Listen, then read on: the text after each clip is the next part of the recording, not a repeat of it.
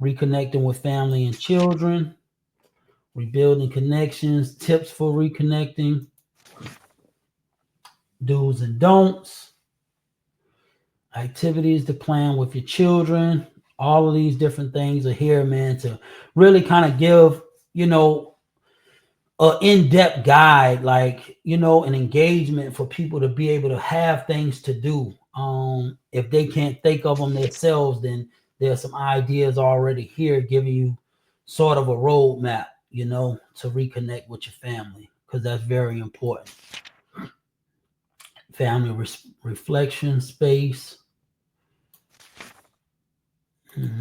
More notes. And here we have self-reflection and accountability back here in chapter 5 in this workbook. The power of weekly reflections, cultivating growth through insight and accountability.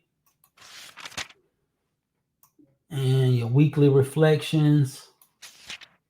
So you got your weeks and your months that you can pretty much put all your reflection in. We talk about your accountability partners. A lot of times I know with myself, I work well with accountability partners. That was my thing a lot, especially with working out. I felt like a lot of times when it came to working out, like I'll give myself an excuse and do it later or end up not doing it. But when you have accountability partners, it pretty much puts you in a space to where you don't want to let your partner down. So having accountability partners has been something that proved to be effective for me in my life. So I thought that it would be a great thing to have as a part of the workbook as well. Periodic progress checks. You know, you want to check on yourself and make sure you're making progress. So here you have the value of periodic progress checks, checking your progress, your monthly progress. So you have a little space here to jot down a few things. Here we go. And more notes. Achieving balance across 4 key areas: spiritual, mental, physical, and financial. This again comes from my personal experience, and this is kind of how I like to set up my table of life. I always say that you want to maintain your balance on all 4 corners of your table of life, because if you're not spiritually balanced, then that's going to affect, you know, your mental, your financial, because it's like all of these, your mental, if you're not mentally balanced, then of course you're not going to be in position to really want to do physical work or, you know, adhere to whatever your spiritual program is to keep yourself in alignment spiritually and positive. If your finances are not in order, then you're not going to be in the right mental space. So a lot of this stuff, man, I found in my life that it connects with each other.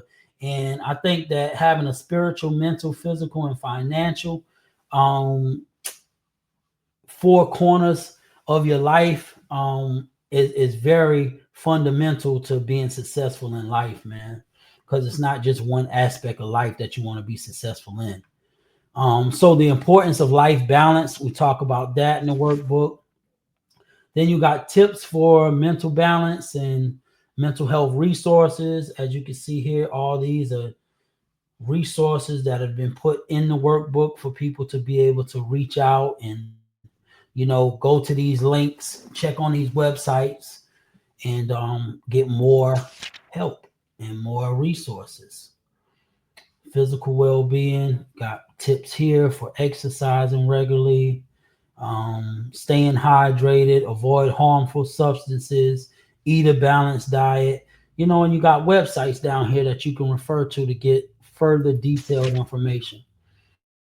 Tips for financial balance, it's pretty, you know, self-explanatory. As I said, financial support and resources are all set here as well. A lot of phone number, websites, and information, man, for people to have to refer to.